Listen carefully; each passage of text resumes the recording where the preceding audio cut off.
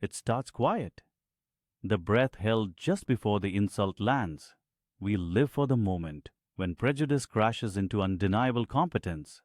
The story we rewrite. Forget the messy, exhausting argument.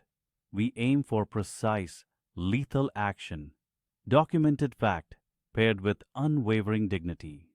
We aim for the silence that follows when a CEO badge is revealed, when the rule used against you is calmly cited back, and the bigot realizes they just cost their company millions.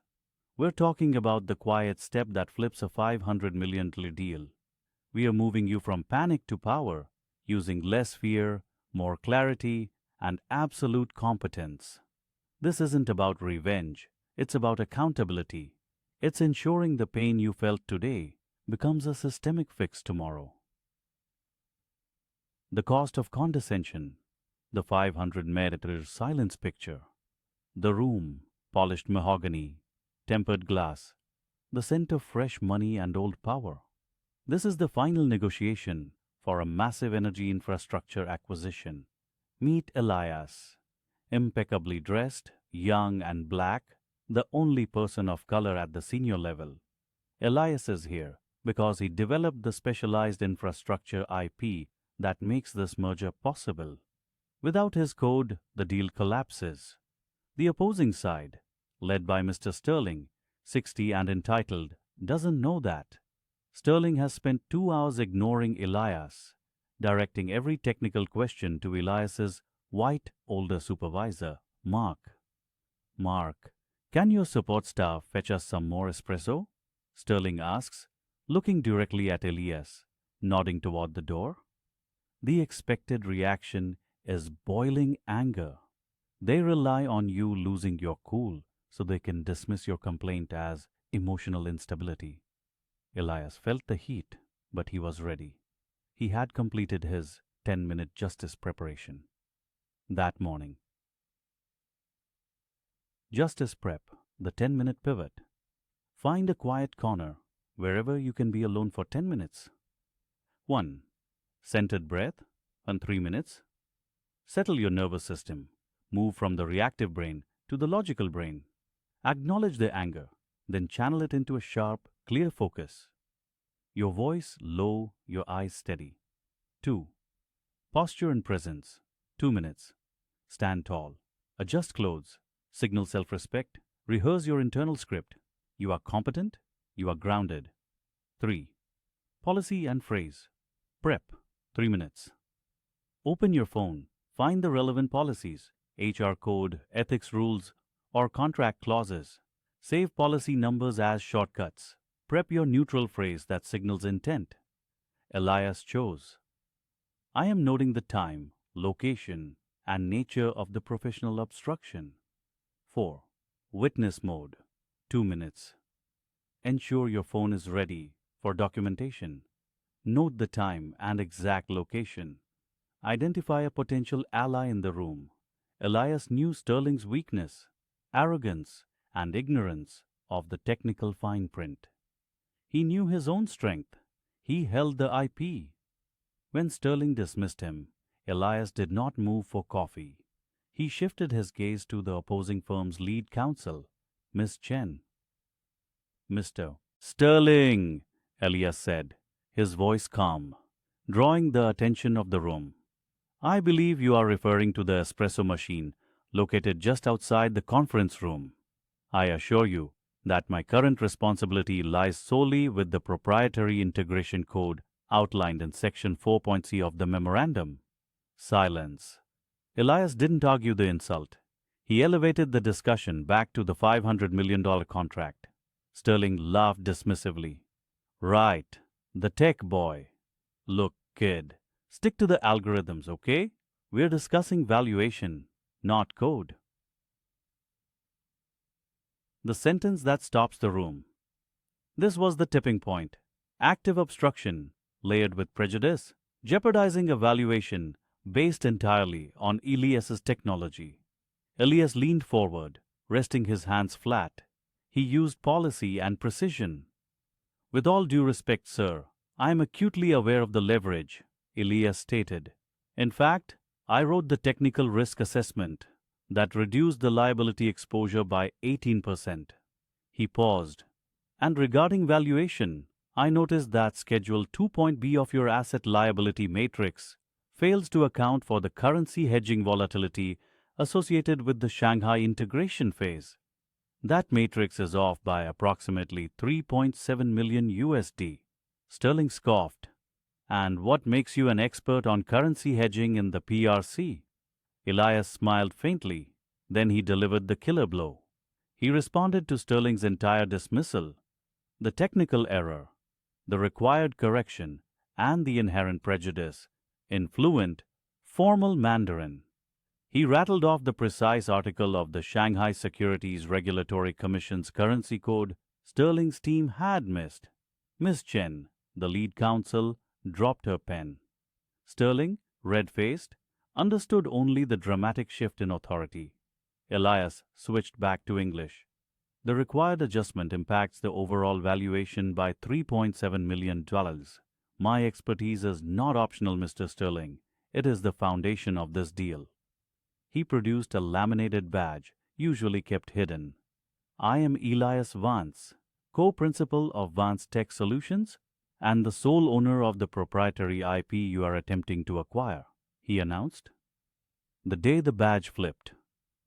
My presence here is mandated by the covenants of the initial partnership agreement. He looked directly at Sterling. Your behavior, your continued professional obstruction, the racially motivated dismissal, and the attempted delegation of non-deal tasks violates the corporate conduct clauses laid out in our mutual non-disclosure and ethics agreement. Section 7.2. I am formally pausing this acquisition until this incident is fully investigated. The room held its breath. The manager who reads the rule was Elias. Accountability, the quiet aftermath. The silence was the loudest sound. Elias didn't have to shout. He just used policy, competence, and ownership. Sterling's firm instantly realized two things.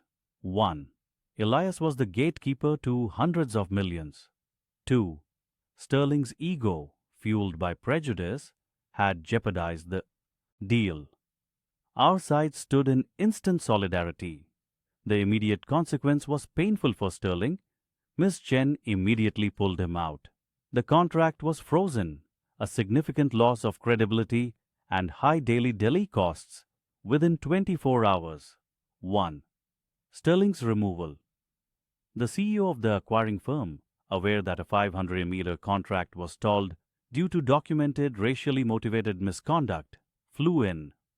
Sterling was immediately terminated, a consequence tied directly to policy violation and financial harm. 2. The apology.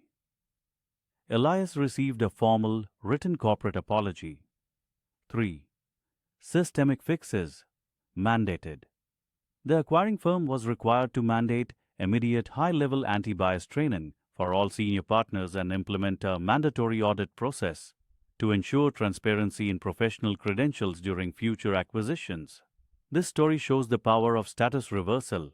Elias leveraged his hidden competence, IP ownership, language skill, and paired it with precise policy knowledge. He moved from invisible target to indispensable principal. Policy beats. Ego every time. When you encounter bias, immediately shift to documentation mode. Don't debate the feeling of racism. Debate the breach of policy. Silence is evidence. Record, report. If a bank manager denies you financing based on assumptions about your neighborhood. Neutral phrase. Please provide me with the specific lending policy rule that disqualifies me in writing. Action. Ask for the manager's name and the written denial reason. Note the time. This invokes the Equal Credit Opportunity Act (EQOA) without citing the law, signaling legal protection. If an airline gate agent denies boarding because they dislike your demeanor, neutral phrase. I request the specific FAA safety regulation that governs this decision, and I require an immediate incident report. Action. Get the employee number. Start recording, if legal. The pressure of detailing a potential regulatory violation instantly changes behavior. Policy beats ego. Accountability happens when the consequence is greater than the convenience of their bias. When they realize prejudice costs them their job or contract, they change. Safety and agency. Safety is paramount. Avoid physical confrontation.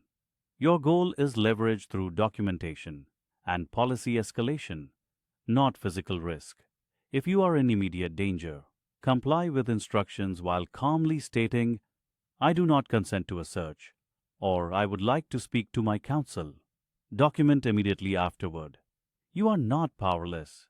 You have documentation tools, policy knowledge, and the ultimate leverage, your competence and dignity. When you walk into a room, you carry an entire library of code, policy, and personal experience. Don't let them reduce you to a single, prejudiced assumption. Your next step. Justice starts small, at the level of preparation. I challenge you to choose one concrete action that prepares you for the next. Time prejudice tries to diminish you. 1. Save 3 key policy numbers relevant to your daily life: HR Code, City Non-Discrimination Ordinance, Consumer Law. Create a phone shortcut. 2. Practice the 10-minute justice prep ritual. Tomorrow morning, focus on the deep, settling breath and the neutral phrase that signals legal intent. 3. Identify one strong ally in your workplace or community who you can text instantly if you need a witness or support. Do the prep. Find your calm courage. Learn the rules they are trying to break. The shift is already happening.